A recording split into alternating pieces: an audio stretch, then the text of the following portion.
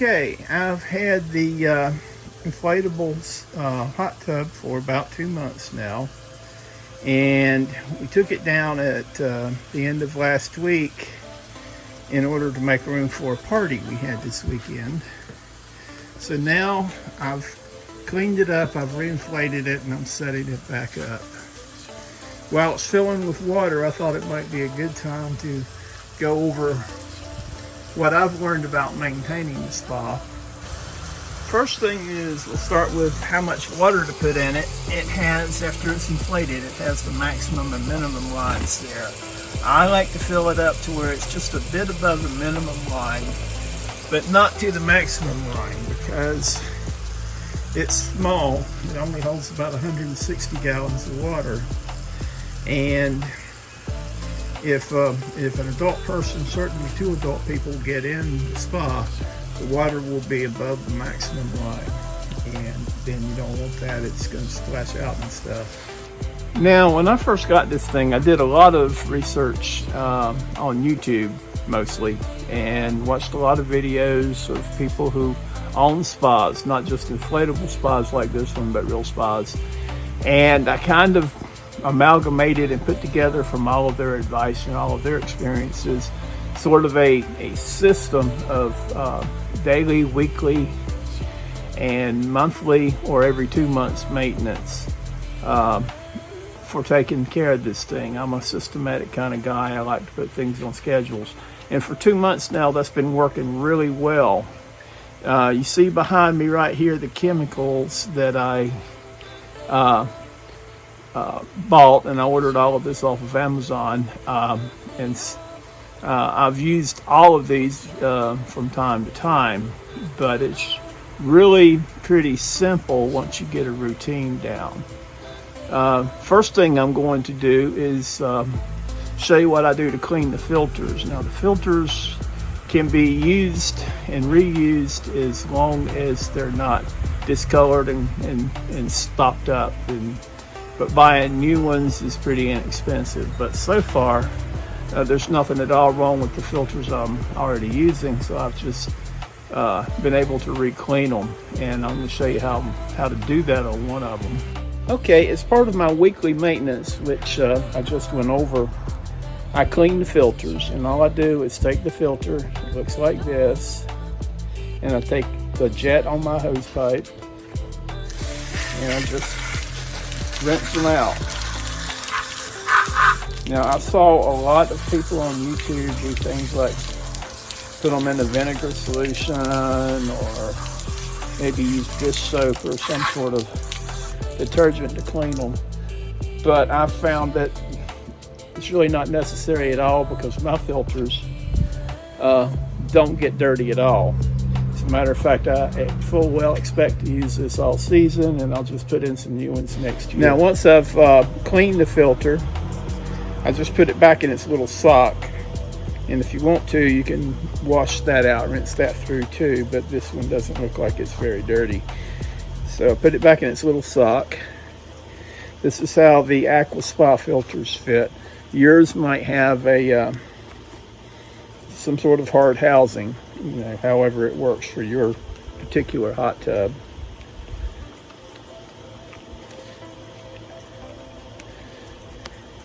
Once I get it put back in the sock, then I can screw it back into place here on the wall of the hot tub. This particular hot tub has 2 filters. The other one is over there, and it's already cleaned and in place. So there, it's just finger tight. While my hot tub is behind me filling up with water, when it reaches that just over the minimum level, I'm going to turn on the pump, and I'm going to add, first thing, Renew. This is a bromine shock treatment. I'm going to put 3 tablespoons of this in the water. Keep in mind that my hot tub has 160 gallons. Yours may have different measurements, so read the back of the label. The next thing I'm going to add is a teaspoon of this granular bromine to just help jack up the initial bromine level and get it in place where it needs to be. I'm also going to add 4 of these bromine tablets to the feeder.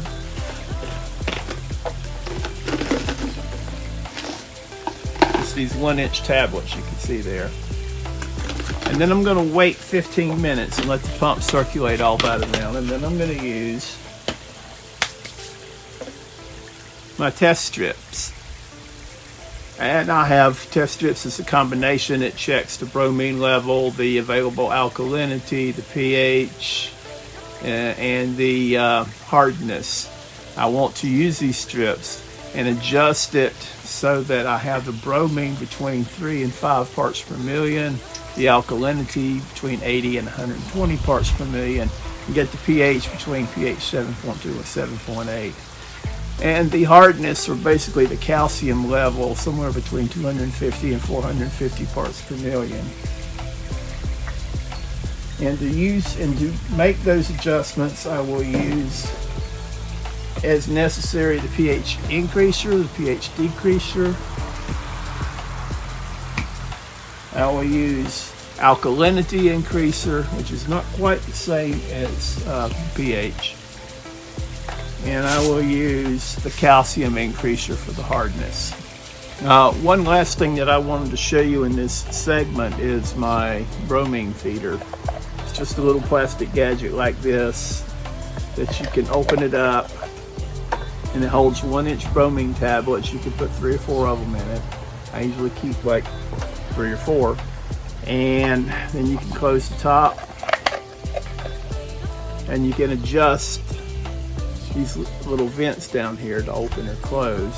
I usually just leave it open and let it float around in my hot tub. So what that does is it releases, as tablets dissolve, it releases a little bit of bromine at a time, and hopefully more or less replaces the bromine that dissipates. So that's my basic set. Now while the hot tub continues to fill, I'll just go through the rest of the maintenance schedule I set up for myself. First, daily maintenance. Every day I clean it with a skimmer. It's just a cheap one I got from Amazon. It doesn't have to be very big because the hot tub's not very big. And this is going to pick up, bugs, leaves, stems, things like that that may get into the water. And I will check the pump and heater and make sure they're running properly.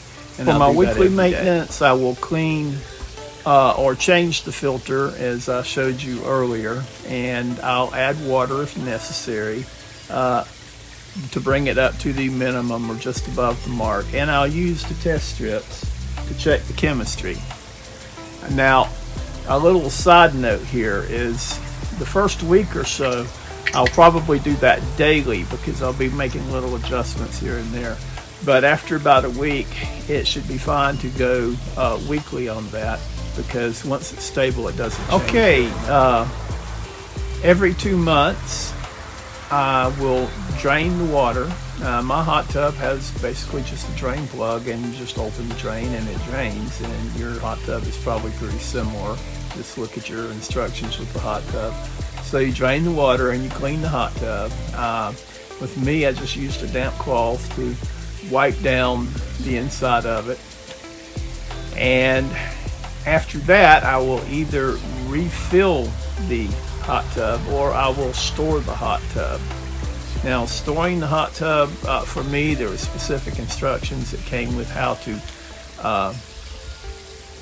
drain the hot tub and how to remove the water from the plumbing, which is something you may want to do out of the pump housing and all that before you store it.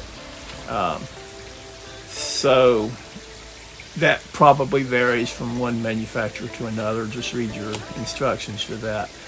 My hot tub folded up nicely into a bag that came with it, and it stores in my tool shed. I plan to have it out for 2 more months, the month of August and September, and take it down in October and store it. I don't plan to have it out during the winter months. It doesn't get that cold here in Roseburg, but it gets pretty chilly, and we don't plan to use it outside in the winter time. So basically, I set it up in June, the 1st of June, take it down the end of July. I set it back up again the 1st of of August and take it down the end of September. So it's really pretty easy to manage. It's just a matter of following the instructions and studying what you're doing. Oh, one last point I wanted to make about the maintenance of the hot tub is your hot tub will come with some sort of cover. Something like this. It may be inflatable, it may be just vinyl, but whatever it is, it should fit tightly on the hot tub, and you should always have it on. Put the cover on your hot tub whenever you're not using it, because that will obviously keep trash and bugs and things from falling into your hot tub. It will also keep your chemistries more stable and in longer, and it will conserve on the heat in the water, so it won't cost as much to keep it heated. So the cover is a very important part of maintaining your hot tub. So that's really just about all there is to it. It's not that hard or expensive to keep up, and it's definitely worth it for the enjoyment that you'll get from it. So without any further ado, I think I will finish up here and enjoy my hot tub.